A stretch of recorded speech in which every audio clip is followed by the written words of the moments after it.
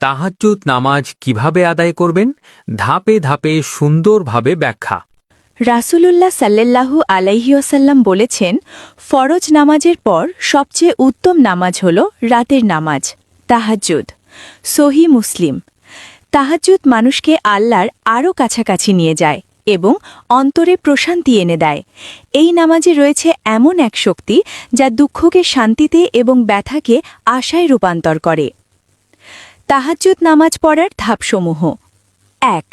রাতের শেষ তৃতীয়াংশে জাগুন। যদি মাগরিব ৬টা PM এবং ফজর ৫টা AM হয়, তাহলে রাতের শেষ তৃতীয়াংশ হবে রাত ১:২০ থেকে ফজর পর্যন্ত। ঘুম থেকে উঠে সুন্দরভাবে অজু করে নিন। ২. আল্লাহর সন্তুষ্টির জন্য তাহাজ্জুদ পড়ার নিয়ত করুন। ৩. তাকবীর দিয়ে নামাজ শুরু করুন।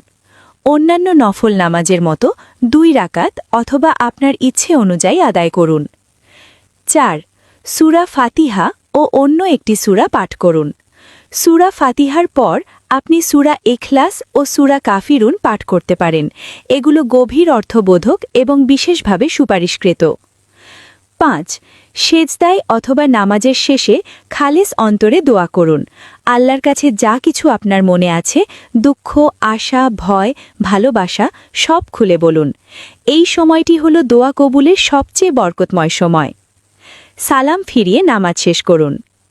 ৬. তাহাজ্জুদের পর বিতর নামাজ আদায় করুন। তাহাজ্জুদের শেষে ১, ৩ বা ৫ রাকাত বিতর নামাজ পড়া উত্তম ও সুন্নত। কেন রাতের শেষ অংশে নামাজ পড়বেন? রাসূলুল্লাহ সাল্লাল্লাহু আলাইহি ওয়াসাল্লাম বলেছেন, প্রতি রাতে যখন রাতের শেষ তৃতীয়াংশ অবশিষ্ট থাকে, তখন আমাদের রব অর্থাৎ আল্লাহ নিচের আসমানে অবতরণ করেন এবং বলেন, কে আছে আমাকে ডাকবে, আমি তার ডাকে সাড়া দেব। কে কিছু চাইবে, আমি তাকে দেব। কে ক্ষমা চাইবে, আমি তাকে ক্ষমা করব। সহিহ বুখারী ১১৪৫, সহিহ মুসলিম ৭৫৮। এই সময় আল্লাহ বান্দার সবচেয়ে কাছে থাকেন। এটি দোয়ার সবচেয়ে শক্তিশালী সময়। যদি আপনি নিয়মিত তাহাজ্জুদ পড়তে নাও পারেন, ইচ্ছা থাকলেই আল্লাহ আপনাকে পুরস্কৃত করবেন।